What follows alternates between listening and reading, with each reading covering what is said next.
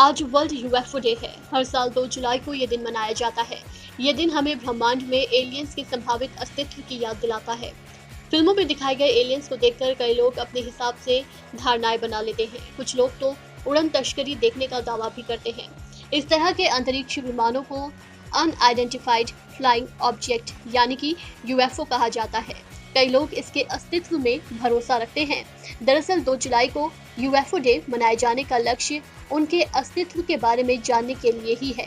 विश्व यूएफओ दिवस की शुरुआत 2001 में तुर्की यूएफओ के शोधकर्ता हक्तन अकदोगान द्वारा किया गया था। 2 जुलाई की तारीख को रोजवेल यूएफओ की घटना की याद के लिए चुना गया था। साल 1947 में अमेरिका के रोजवेल में यूएफओ क्रैश होने की घटना का जिक्र किया जाता है। धरती पर कई बार यूएफओ देखे गए और वो मामले लोगों के बीच में विशेष रूप से छाए रहे हैं। सबसे पहले की अगर बात करें तो जर्मनी के नुरेमबर्ग में अप्रैल 1561 में लोगों ने आसमान में एक बड़ा ग्लोब देखा था। ये ग्लोब किसी विमान की तरह उड़ रहा था।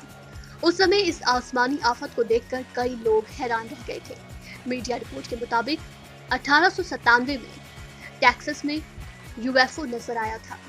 1897 में दुर्घटनाग्रस्त हुए एक विमान के मलबे में एक एलियन की लाश भी बरामद हुई थी, जिसे किसी अनजान जगह पर दफना दिया गया था।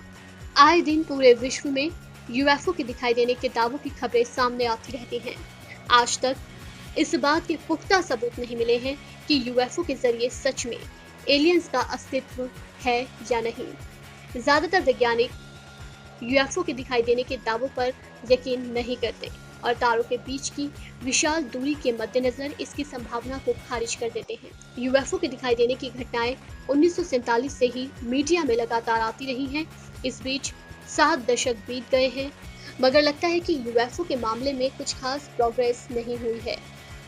यूएफओ जैसी कोई चीज है या नहीं, अभी तक इसका विधिवत खुलासा नहीं हो पाया है। वैसे लोग कुछ भी कहें, पर उड़न तस्करी अब तक एक राज ही है।